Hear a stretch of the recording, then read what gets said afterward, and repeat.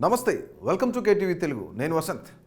Machine 2024 విజేతలెవరో కార్యక్రమంలో ఈరోజు ఆంధ్రప్రదేశ్లోనే హై ప్రొఫైల్ నియోజకవర్గాల్లో ఒకటి టెక్కలి.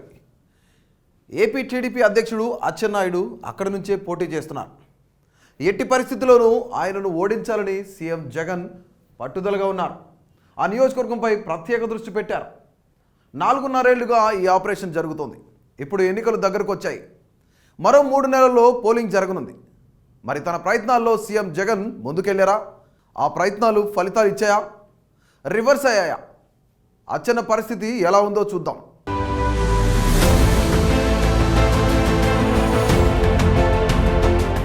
టెక్కలి నియోజకవర్గానికి ఓ ప్రత్యేకత ఉంది. సీనియర్ ఎన్టీఆర్ ఆ నియోజకవర్గం నుంచి పోటీ చేసి విజయం సాధించారు. టీడీపీకి కంచుకోట లాంటి నియోజకవర్గం 2009లో నియోజకవర్గాల పునర్విభజన తర్వాత వరుసగా 2 సార్లు కాంగ్రెస్ గెలిచింది. కానీ అచ్చెన్నాయుడు మళ్ళీ పట్టు సాధించారు. వరుసగా 2 సార్లు విజయం సాధించారు. కానీ ఆయనకు భారీ మెజార్టీలు రాలేదు. 10,000 లోపు మెజార్టీ వస్తోంది. అందుకే టెక్కల్లో ఈసారి కూడా పోరాటం ఏకపక్షం కాదని చెప్పుకోవచ్చు. తెలుగుదేశం పార్టీ ఏపీ అధ్యక్షుడు అచ్చెన్నాయుడు ప్రాతినిధ్యం వహిస్తోన్న నియోజకవర్గం టెక్కలి. 2019లో ఆయనను ఓడించాలని వైసీపీ అధినేత జగన్ చాలా పట్టుదలగా ప్రయత్నించినా సాధ్యం కాలేదు. టెక్కలి నియోజకవర్గంలో 4 మండలాలున్నాయి. నందిగాం, టెక్కలి, సంతబొమ్మాలి, కోటబొమ్మాలి మండలాలు ఉన్నాయి. ఈ 4 మండలాల్లో టీడీపీకి బలమైన ఓటు బ్యాంక్ ఉంది. ఊరూరా కింజరాపు కుటుంబానికి ఆత్మీయులు ఉన్నారు. అచ్చెన్నాయుడు వ్యవహార శైలి వల్ల కొంతమంది వ్యతిరేకమైనా ఆయనను కాదని ఇతర పార్టీల వారిని ప్రోత్సహించలేని పరిస్థితి ఉంది. అచ్చెన్నాయుడు రాష్ట్ర స్థాయి నేతగా ఉంటూ టెక్కలిలో బాధ్యతల్ని ఎక్కువగా అనుచరులు, బంధువులకే ఇచ్చారు. వరుసగా 2014, 2019 ఎన్నికల్లో టెక్కలి నియోజకవర్గంలో తెలుగుదేశం పార్టీ తరపున బరిలోకి దిగిన కింజరాపు అచ్చెన్నాయుడు గెలుపొందారు. 2014 ఎన్నికల్లో అచ్చెన్నకి ప్రత్యర్థిగా దువ్వాడ శ్రీనివాసే పోటీ చేయగా 2019 ఎన్నికల్లో ప్రత్యర్థిగా పేరాడ తిలక్ బరిలో నిలిచారు.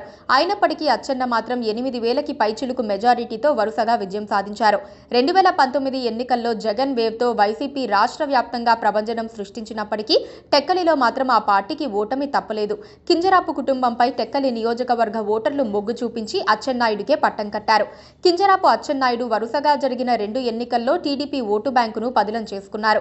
2014 ఎన్నికలలో అచ్చెన్నకి 81,167 ఓట్లు రాగా వైఎస్ఆర్సీపీ అభ్యర్థి దువ్వాడ శ్రీనివాస్కి 72,180 ఓట్లొచ్చాయి. 8,387 ఓట్ల మెజారిటీతో అచ్చెన్నాయుడు ఆ ఎన్నికల్లో గెలుపొందారు. టీడీపీకి 50.9% ఓటు బ్యాంకు రాగా వైకాపాకి 45.67% వచ్చాయి. 2014లో టీడీపీ అధికారంలోకి రాగా కింజరపు అచ్చెన్నాయుడు రాష్ట్ర మంత్రిగా బాధ్యతల్ని నిర్వర్తించి టెక్కలి నియోజకవర్గ అభివృద్ధికి తన వంతు కృషి చేశారు.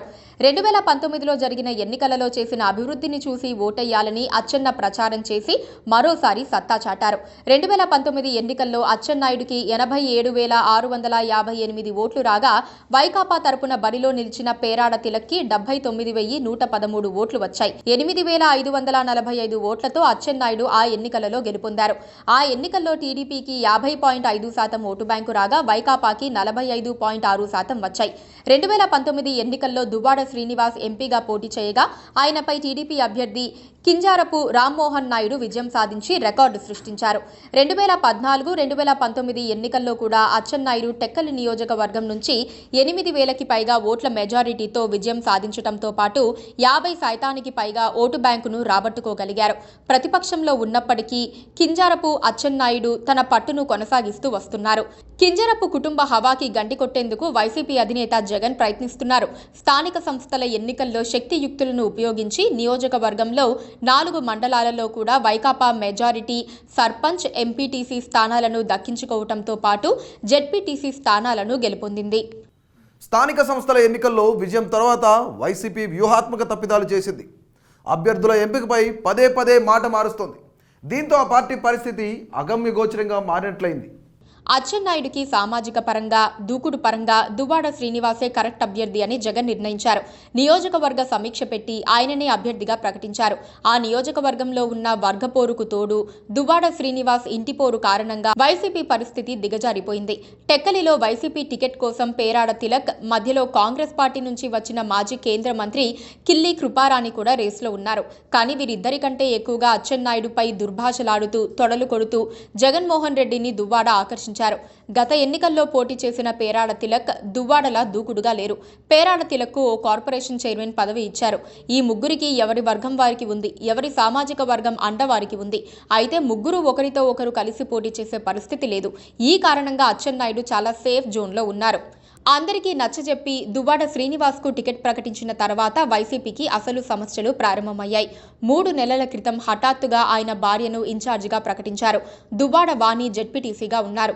ఇంటి పోరు కారణంగా తాను పోటీ చేయలేనని, తన భార్యకు టికెట్ ఇవ్వాలని దువ్వాడ హైకమాండ్కు విజ్ఞప్తి చేశారు. దువ్వాడ శ్రీను ఓ మహిళతో వివాహేతర బంధంలో చిక్కుకున్నారని, ఈ వ్యవహారం ఆయన కుటుంబంలో చిచ్చు పెట్టిందని ప్రచారం జరిగింది. దువ్వాడ వివాహేతర బంధం సాక్ష్యాలతో సహా ఆయన భార్య దువ్వాడ వాణి హైకమాండ్ వద్ద పెట్టారు.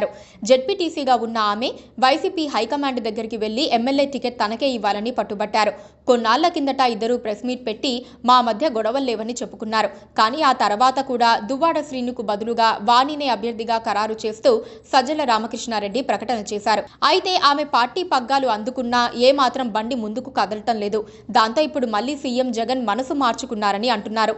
కేంద్ర మాజీ మంత్రి, శ్రీకాకుళం మాజీ ఎంపీ అయిన డాక్టర్ కిల్లి కృపారాణికి టెక్కలి ఎమ్మెల్యే టికెట్ వైసీపీ ఇస్తుందని ప్రచారం పెద్ద ఎత్తున సాగుతోంది.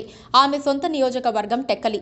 ఆమెకు కనుక టికెట్ ఇస్తే అటు వైసీపీ అంతా ఒక్కటిగా పనిచేస్తుందని అంటున్నారు. పైగా ఆమె పోటీలో ఉంటే వైసీపీకి ప్లస్ అవుతుందని, అచ్చెన్న రాజకీయానికి కూడా చెక్ పడుతుందని అంటున్నారు. 10 ఏళ్లుగా ఎమ్మెల్యేగా ఉన్న అచ్చెన్న మీద వ్యతిరేకత ఉందని, బలమైన కాళింగ సామాజిక వర్గం ఈసారి తమవారే ఎమ్మెల్యే కావాలని భావిస్తున్నారని వైసీపీ హైకమాండ్కు ఐపాక్ నివేదిక ఇచ్చినట్లుగా తెలుస్తోంది.